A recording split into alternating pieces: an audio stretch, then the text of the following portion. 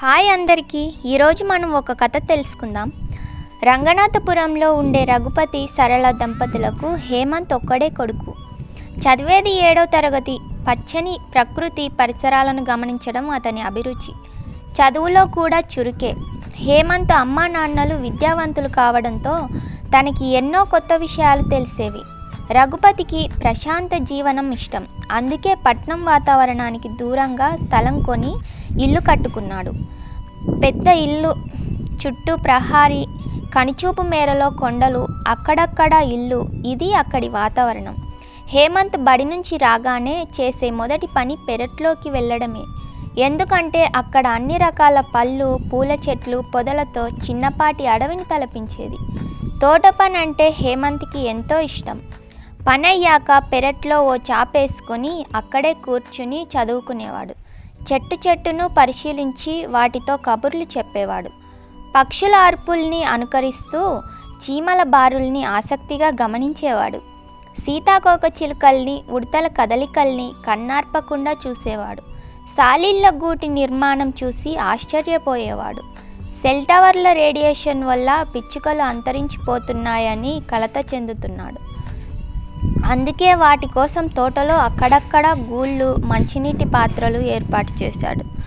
పిచ్చుకల కిచకిచలు తోటంతా ప్రతిధ్వనిస్తుంటే పులకిస్తుంటాడు.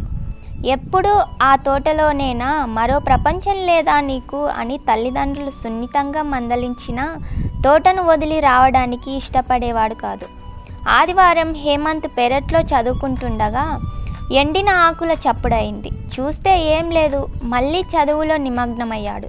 ఈసారి చప్పుడుతో పాటు his his మనే బుసలు కొడుతున్న శబ్దం వచ్చింది. హేమంత్ లేచి ఆ వైపు వెళ్ళి పరిశీలించాడు. అక్కడో పెద్ద కొండచిలువ కనిపించింది. భయంతో కంపించిపోయాడు. అది కూడా అటూ ఇటూ కదులుతోంది. హేమంత్ భయం నుంచి తేరుకొని ఇంట్లోకి పరిగెత్తాడు.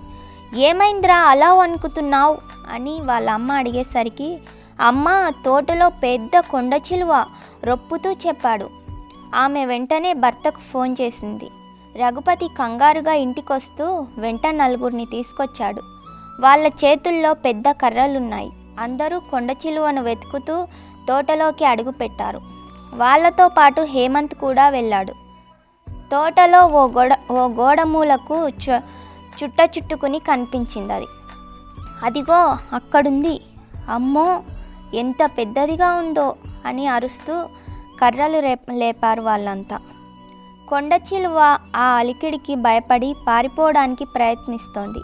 హేమంత్ కంగారుగా, నాన్న, పాపం, ఆ కొండచిలువ ఏం చేసింది? దాన్ని ఎందుకు చంపుతున్నారు? అడవుల్ని నాశనం చేస్తుంటే ఆహారం వెతుక్కుంటూ జంతువులు, కొండచిలువలు ఊళ్ళల్లోకి వస్తున్నాయి. తప్పు మనిషిదైతే వాటిని శిక్షించడం ఎందుకు నాన్న? వద్దు, దాన్ని చంపొద్దు. అటవీ శాఖ అధికారులకు అప్పగించండి అన్నాడు బాధగా మొహం పెట్టి. రఘుపతికి హేమంత్ ఆవేదన అర్థమై చంపుదామని వచ్చిన వాళ్ళని వారించాడు. అటవీ శాఖ అధికారులకు సమాచారం ఇచ్చాడు. వాళ్ళు గంటలోనే అక్కడికొచ్చి దాన్ని జాగ్రత్తగా పట్టుకున్నారు. వెళ్తూ హేమంత్ని అభినందించారు.